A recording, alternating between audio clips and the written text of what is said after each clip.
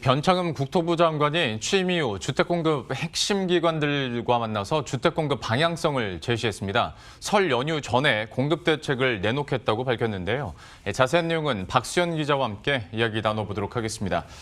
일단 어제 열렸던 간담회 내용부터 한번 정리해 볼까요? 네, 변창흠 국토교통부 장관이 어제 신임 주택공급기관과 첫 정책 간담회를 갖고 공급 대책을 집중 논의했습니다. 서울시와 경기도, 또 LH와 SH, 허그 등 이 한국부동산개발협회 등 민간협회들이 참석을 했는데요.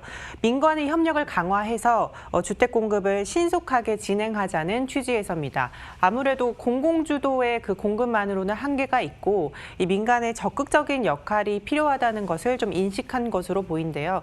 모두 발언 들어보시죠. 주택 공급은 공공의 역할만으로도 어렵고 특히 국토부와 같이 중앙정부만의 힘으로도 어려운 것 같습니다. 그래서 민간이 모든 역량을 결집시킬 필요가 있다 이렇게 생각합니다. 네, 업계는 이 정부의 기본적인 공급 정책 방향에 대해서는 공감을 하고 있습니다. 원활한 공급을 위해서 건축 규제라던가 세제 지원, 금융 지원 등 각종 개선 방안을 건의했고 정부도 큰 틀에서 의견을 적극 검토하겠다는 입장입니다. 정부는 늦어도 설 명절 안에는 이 구체적인 공급 계획을 내놓겠다고 밝혔습니다. 일단 변 장관 같은 경우에 많이 부담 가능한 선에서 최대한 빨리 공급 확대를 하겠다라는 얘기들을 많이 했었는데 구체적으로 그러면 어떤 방향성에 대한 내용들은 뭐가 있습니까? 네, 우선 이제 패스트트랙 제도를 적용해서 좀 신속하게 빨리 주택을 공급하겠다는 계획입니다. 예. 중앙정부와 이 지자체는 이 제도 개선과 인허가 절차를 지원하고 공공기관은 컨설팅과 부지 확보, 또 민간은 설계 시공 등 각자의 그 역할을 통해서 민관 협력 체계를 강화하겠다는 겁니다. 민관 협력 사업에 참여하는 토지주들은 인허가 절차를 간소화시키거나 강력한 인센티브를 주는 등 수익성을 확보하면서도 좀 사업을 신속하게 꾸리게 도와주겠다는 계획입니다. 역세권 등 좀 가용 용지를 활용을 해서 도심 내 충분한 물량을 공급하겠다는 계획도 밝혔는데요. 직접 들어보시죠. 서울은 또 여전히 또 저밀로 개발되어 있고 또 역세권의 경우에는 특히 이제 밀도가 워낙 낮은 데다가 또 산업 그 여건을 고려하면 이제 중공업 지역이나 또 저층 주거지와 같은 경우에도 효과적으로 활용할 수 있고 그렇다면 충분한 물량의 주택도 공급 가능하지 않을까. 네, 특히 또 서울 분양 그 아파트를 중심으로 하되 공공자가주택과 공공임대주택을 혼합해서 공급하겠다고 밝혔습니다.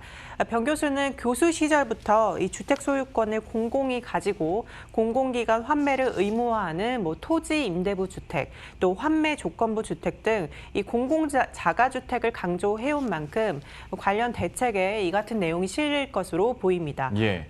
그런데 이제 변 장관이 취임한 지도 얼마 안 됐을 뿐더러 설 연휴 전에 공급 대책이 나오려면 이제 한 달 정도밖에 안 남았거든요. 그러면 과연 그 안에 나올 수 있는 구체적인 방안들은 뭐가 있을까요? 네, 앞서 말씀드린 것처럼 도심 내에 공급을 하는 방안이 좀 유력하게 거론이 되고 있습니다. 예.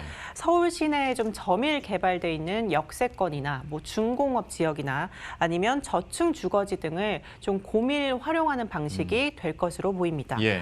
도시계획과 건축 규제를 좀 완화하고 공공 디벨로퍼가 주민과 민간 주체들과 협력을 해서 개발하는 사업 모델이 적용될 것으로 예상이 되는데요.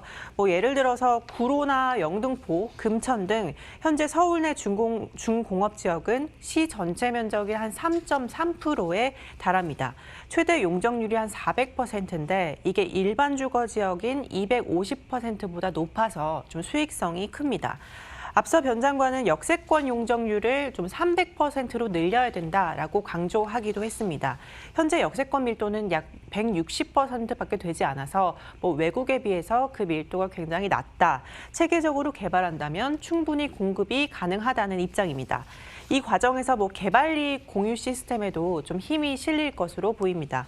공공 디벨로퍼가 참여해서 개발 이익을 사업자나 그리고 토지주, 세입자에게 공정하게 배분을 하고 이 과정에서 생기는 이익 등을 함께 나누자는 겁니다. 예.